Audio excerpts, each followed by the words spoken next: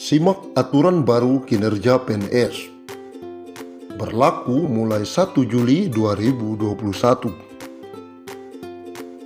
Pemerintah menerapkan aturan baru terkait sasaran kinerja pegawai atau SKP berdasarkan Peraturan Menteri Pan-RB Nomor 8 Tahun 2021 tentang Sistem Manajemen Kinerja PNS mulai 1 Juli 2021.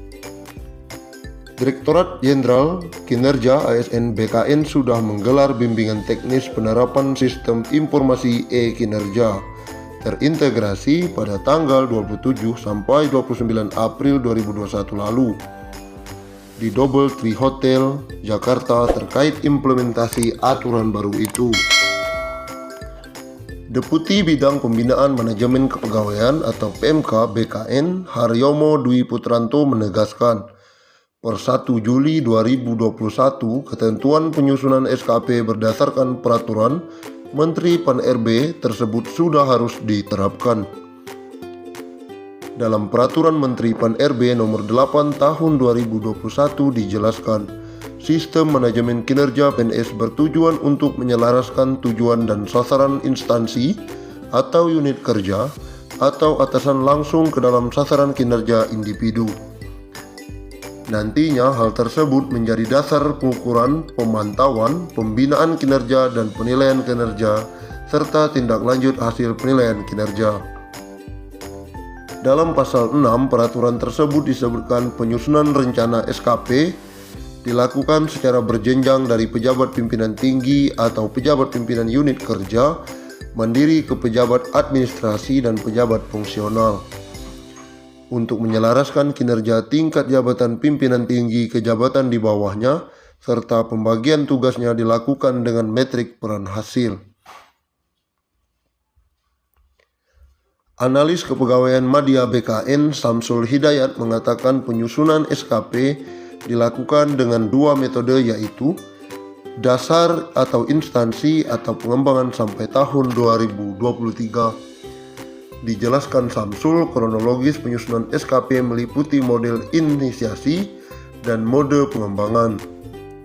Untuk SKP jabatan pimpinan tinggi, mode inisiasi diawali dengan penyusunan rencana SKP, review SKP, dan penetapan SKP.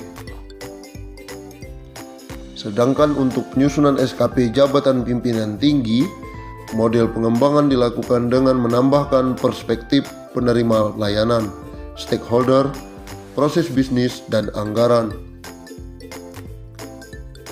Sesuai ditetapkan Menteri Pan-RB, SKP jabatan pimpinan tinggi, jelas Samsul, dilanjutkan dengan pembuatan metrik peran hasil sebagai proses cascading vertikal atau JPT ke JA atau JF, dan cascading horizontal atau pembagian tugas di antara JA dan JF. Dari metrik peran hasil dijadikan dasar penyusunan SKP jabatan administrasi dan jabatan fungsional dengan mode inisiasi, ungkapnya dalam keterangan tertulis. Mode inisiasi yang dimaksud adalah sebagai berikut: 1. Rencana SKP atau JA atau JF. 2. Verifikasi keterkaitan dengan angka kredit khusus JF. 3. Review SKP JA atau JF.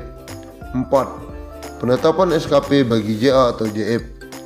Sedangkan untuk model pengembangan ditambah kategori penilaian pada target, yaitu kurang atau jauh di bawah target dan cukup sedikit di bawah target bebernya.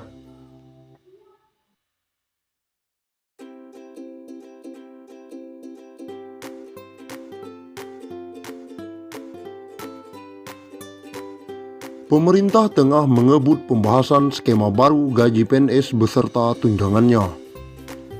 Dalam skema tersebut akan ada kenaikan tunjangan cukup besar. Hal yang sama juga berlaku untuk ASN lainnya, baik TNI maupun Polri. Jika belitnya rampung dan disetujui, maka kenaikan pendapatan ASN akan berlaku pada tahun 2021.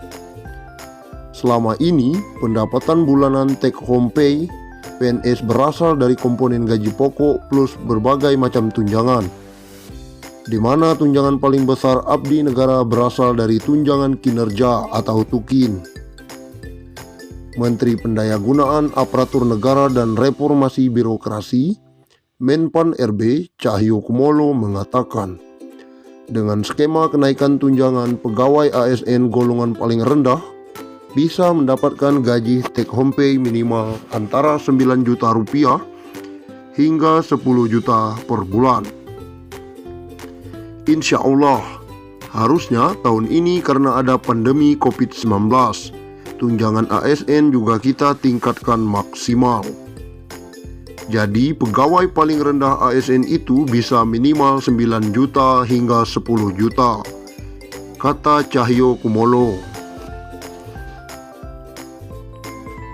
Cahyo mengatakan, kenaikan tunjangan ASN baik PNS maupun anggota TNI dan Polri ini tidak diikuti oleh kenaikan gaji pokok.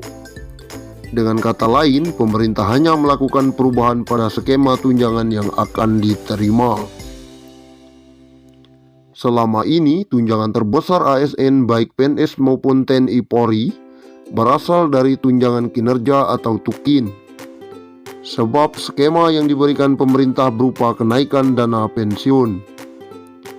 Menurut Cahyo, kenaikan dana pensiun tersebut sudah dihitung oleh pihak Kemenpan RB dan PT Taspen Persero atau dana tabungan dan asuransi pegawai negeri sipil. Ini saya kira tugas kami di Kemenpan RB dan Ibu Menteri Keuangan Sri Mulyani bahwa memang gaji pokok tidak mungkin naik karena menyangkut pensiun, ujar Cahyo.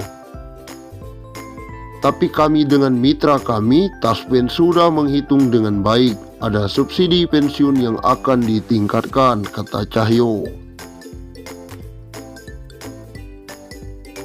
Sementara itu, PLT Kepala Biro Hubungan Masyarakat Hukum dan Kerjasama BKN, Paryono, menjelaskan, proses perumusan kebijakan tentang gaji, tunjangan, dan fasilitas PNS merujuk pada amanat pasal 79 dan 80 UU ASN hanya terdiri dari komponen gaji dan tunjangan.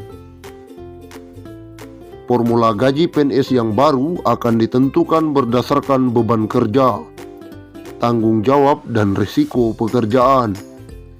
Implementasi formula gaji PNS ini nantinya dilakukan secara bertahap. Sementara formula tunjangan PNS meliputi tunjangan kinerja dan tunjangan kemahalan. Rumusan tunjangan kinerja didasarkan pada capaian kinerja masing-masing PNS. Sedangkan rumusan tunjangan kemahalan didasarkan pada indeks harga yang berlaku di daerah masing-masing. Secara substansial, sistem penggajian berbasis harga jabatan berdasarkan pada nilai jabatan, di mana nilai jabatan diperoleh dari hasil evaluasi jabatan yang menghasilkan kelas jabatan atau tingkatan jabatan, yang selanjutnya disebut pangkat. Paryono mengatakan, pengaturan tentang pangkat PNS saat ini masih terkait dengan